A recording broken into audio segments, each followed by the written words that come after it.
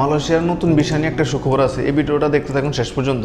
আমি গত দুদিন আগে বলছিলাম যে মালয়েশিয়ার ভিসা নিয়ে একটা সুখবর দেবো, কিন্তু ভিডিওটা আপলোড করতেছি আজকে। আমি দুদিন আগে ভিডিওটা আপলোড করতে পারিনি, এই জন্য আপনাদের কাছে আমি আন্তরিকভাবে দুঃখ প্রকাশ করতেছি। কারণ হলো আমি আপনাদের মতো একজন মানুষ, আমি একজন প্রবাসী। আমার নিজেরা ফ্যাট চালাইতে হয়, ফ্যামিলিও চালাইতে হয়, এই জন্য আমাকেও একটা চাকরি করতে হয়। আমি চাকরি করি ঠিকই, কিন্তু আমার চাকরির ডিউটি হলো 12 ঘন্টা। আমি 8 ঘন্টা বেসিক ডিউটি করে আসা পড়ি শুধু এই মতো ভিডিও করার জন্য, বিভিন্ন তথ্য সংগ্রহ করার জন্য। গতকালকে আমার ভিডিওটা আপলোড করার কথা ছিল, কিন্তু আমি গতকালকে ভিডিওটা আপলোড করতে পারি না। কারণ হলো আমি সম্পূর্ণ তথ্য আমার হাতে পাইনি, যেহেতু মন্ত্রণালয় থেকে এই বিষয়ে কোনো আপডেট দেওয়া হয় নাই। যেহেতু শতভাগ নিশ্চিত হওয়া ছাড়া কোনো তথ্য আপনাদের মাঝে প্রকাশ করতে পারি না, এই জন্যই আমি শতভাগ নিশ্চিত হওয়ার জন্য দুইটা এজেন্সির সাথে যোগাযোগ করছি। লাস্ট গতকালকে এক বড় ভাইয়ের মাধ্যমে আমি একটা এজেন্সিতে গেছিলাম কথা বলার জন্য, কিন্তু ওই জায়গায় এজেন্টের সাথে আমার দেখা হয়নি। আজকে আবার গেছিলাম, আজকে যাওয়ার পর ওনার সাথে আমার সর্বমোট কথা হয়েছে 6 থেকে 7 মিনিট। তো 6 থেকে 7 মিনিট শুধুমাত্র ভিসা সংক্রান্ত কথাই বলছিলাম। আর যে এজেন্সিতে যে এজেন্টের কাছে আমি গেছিলাম, ওই এজেন্টের আন্ডারে বর্তমান মালয়েশিয়াতে কর্মী আছে প্রায় 10 থেকে 12 হাজার। উনি একজন বাংলাদেশি, তো উনি একটু বিজি থাকবে, এটাই স্বাভাবিক। তবে ওনার সাথে দেখা করা কিংবা ওনার সাথে কথা বলার ক্ষমতা আমার ছিল না। আমার এই বিষয়ে সম্পূর্ণ হেল্প করছে এক বড় ভাই। এই ভিডিও সম্পূর্ণ ক্রেডিট ওনার। ভাই হয়তো এই মুহূর্তে আমার ভিডিওটা দেখতেছেন, আপনি না থাকলে হয়তো আজকে আমার ওই জায়গায় যাওয়া হইতো না, এজেন্টের সাথে কথা বলা হইতো না। তার আগে আমি আরেকটা এজেন্টের ফোন দিয়েছিলাম, ওনার সাথে প্রায় 5-7 মিনিট কথা হয়েছে। দুজন এজেন্টের সাথে কথা বলে আমি যতটুকু শিওর হয়েছি এবং ওনারা ভিসা সংক্রান্ত যে তথ্যগুলো দিয়েছে এগুলো আজকে আপনাদের মাঝে আমি তুলে ধরতেছি। মূলত আমি এত পরিশ্রম করে এই জায়গায় যাইতাম না, কিংবা একটা এজেন্টের সাথে আমি 2বার দেখা করার জন্য জীবনে যাইতাম না। শুধুমাত্র কয়েকটা জিনিস আমার মাথায় খুব ঘুরপাক খাচ্ছে। জিনিসটা হলো, অনেক ভাই আমার জিজ্ঞেস করতেছে, ভাই আমার এজেন্ট বলছে আমার কনস্ট্রাকশন সাইডে নিয়ে যাবো, ভাই আমার এজেন্ট বলছে আমার কিছুদিন পরে দোকানের বিষয়ে মালয়েশিয়া নিয়ে যাবে। আবার অনেকেই বলতেছেন যে ভাই আমার কোম্পানির বিষয় দিয়ে মালয়েশিয়া নিয়ে যাবো, দালাল বলতেছে। তো ওনারা আমার যে পেপারগুলো দেখেছে যে ভাই দালাল এই পেপারগুলো আমার দিচ্ছে, এগুলো দেখে বিভিন্ন তথ্য যাচাই বাছাই করার পরে দেখলাম যে নিয়োগ অনুমতিগুলো ওনাদের কাছে পাঠানো হয়েছে, নিয়োগ অনুমতিগুলো কিছুটা নতুন এবং কয়েকটা পুরান।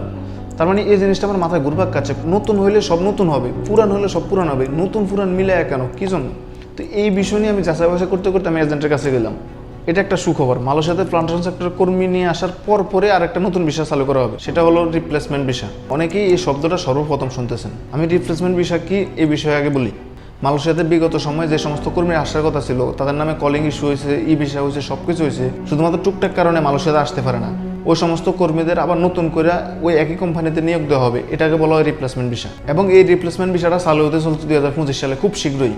তো যাচাই বাছাই করতে করতে এজেন্সির সাথে কথা বলে যতটুকু শিওর হলাম, এতটুকু হলো যে কনস্ট্রাকশন সাইডে কর্মী নিয়োগ দেবে, ফ্যাক্টরি সাইডে কর্মী নিয়োগ দেবে, দোকানে কর্মী নিয়োগ দেবে, সব কিছু সত্যি।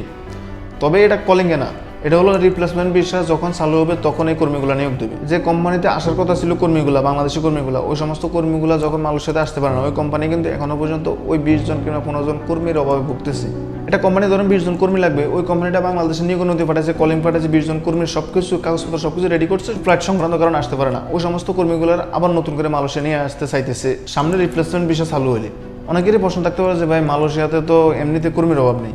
মালয়েশিয়াতে কর্মীর অভাব নাই, যেমন এটা সঠিক তেমন ওই কোম্পানিগুলো কর্মীর শর্টে ভুগতেছে, এটাও সঠিক।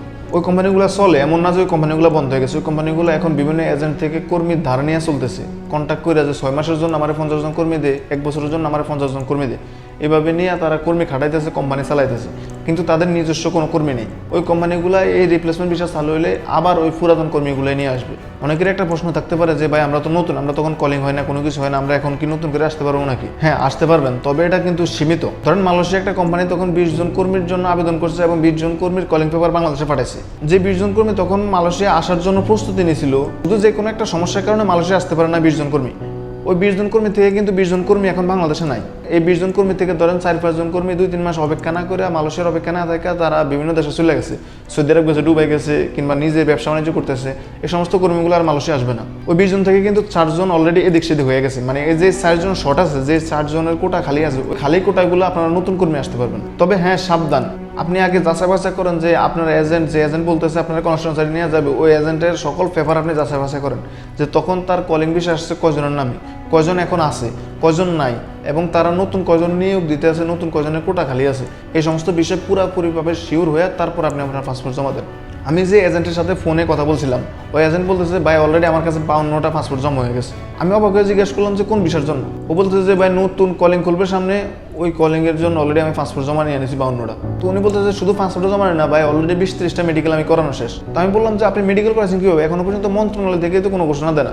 ভাই মানুষ পাগল বানালাইছে, মেডিকেল করান না কেন, কলিং আসে না কেন, এগুলো বলে পাগল বানালাইছে আমরা। তারপর আমরা কি করছি, একটা প্রাইভেট মেডিকেলে যাই মেডিকেল করাই দিছি, পক্ষস্থকের বুঝাই মেডিকেল করাই দিছি।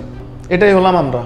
এখনো পর্যন্ত মন্ত্রণালয় থেকে কোনো ঘোষণা আসে না যে কবে খুলবে কিংবা কবে, এই বিষয়ে কোনো ঘোষণা এখনো পর্যন্ত আসে না।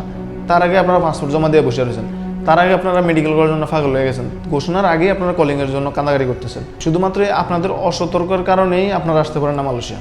শুধু শুধু দোষ পড়ে মন্ত্রণালয়, শুধু শুধু দোষ পড়ে সরকারের। এখন আপনি কার দোষ দিবেন যেখানে এখনো পর্যন্ত মন্ত্রণালয় থেকে ঘোষণা দেওয়া হয় নাই, তার আগে আপনি পাসপোর্ট জমা দিয়ে আপনি মেডিকেল করে বসে রয়েছেন। আপনি যদি বিড়ালের সামনে যদি শুটকে নিয়ে যদি নাড়াচড়া করেন, বিড়ালে কি আপনারা জিজ্ঞেস করবো যে খাইতাম কি খাইতাম না? ঠিক তদ্রুপ আপনি এজেন্টের সামনে যায় নাচানাচি করতেছেন বিদেশ আসার জন্য, এজেন্টকে আপনারা বলবো যে আইস না, ওর দরকার টাকা, ও তো আপনার কাছ থেকে পাসপোর্ট নিবেই। আমি জানি অনেক ইউটিউবার আছেন আমার এই ভিডিওটা দেখবেন, এই ভিডিওটা দেখে আপনারা কিছুক্ষণের মধ্যে আরেকটা নতুন ভিডিও বানাবেন নিজের ভয়েস দিয়ে, নিজের ভিডিওতে সেম আমি যা যা বলছি সে সেম কথাগুলো আপনারা বলবেন আপনার ভিডিওতে। এমনকি আমি আপনাদের নামও পর্যন্ত জানি, 60 জন ইউটিউবার আছেন মালয়েশিয়াতে যে আমার ভিডিওগুলো, আমি যে ভিডিওগুলো করি আমার ঘন্টাখানিক পরে আপনারা আপনাদের চ্যানেলে আপনাদের ভিডিও আপলোড করেন সেম তথ্য দিয়ে। ভাই আপনি জানেন একটা ভিডিও করতে কতটা পরিশ্রম করতে হয়? কোম্পানিতে আমার 12 ঘন্টা ডিউটি চলে, আমি 12 ঘন্টা ডিউটি না করে 8 ঘন্টা ডিউটি করে আসা করছি। আমি ওই জায়গায় আমি যদি আরো 4 ঘন্টা কাজ করতাম আমার 1500 টাকা আমি পাইতাম হাজিরা। আমি ওই 1500 টাকার মায়া না করে আমি এই জায়গায় আইসা আরো তথ্য সংগ্রহের জন্য আরো 1500 টাকা আমি খরচ করতেছি। একটা ভিডিওর আইডিয়া থেকে শুরু করে তথ্য সংগ্রহ পর্যন্ত, একটা ভিডিও আপলোড করা পর্যন্ত সময় লাগে আমার 24 থেকে 30 ঘন্টা। আর আপনারা আমার এই 5 মিনিটের ভিডিওটা দেখে আপনারা আইডিয়া পেয়ে যাবেন, সেম ভিডিওটা আপনারা করতে করে আপনার চ্যানেলে ছেড়ে দিবেন। আমি বলি কি, আপনারা তো একজন ইউটিউবার, আপনাদের অনেকেই সাবস্ক্রাইবার কিন্তু আমার থেকে অনেক বেশি। আপনারা 30 দিনে একটা প্রতিবেদন বানান, নিজে মাঠ পর্যায়ে যায় তথ্য সংগ্রহ করে একটা ভিডিও বানান মাসে। আল্লাহ আপনাদেরকে সঠিক বুঝ দেখ। যারা যারা নতুন আমার এই ভিডিওটা দেখতেছেন তারা অনুগ্রহ করে চ্যানেলটা সাবস্ক্রাইব করে রাখবেন। মানুষের সকল প্রকার আপডেট এই চ্যানেল আমি দিয়ে থাকি। দেখা হবে আপনাদের সাথে নতুন কোনো ভিডিওতে নতুন কোনো বিষয় নিয়ে। সে পর্যন্ত ভালো থাকবেন। আল্লাহ হাফেজ।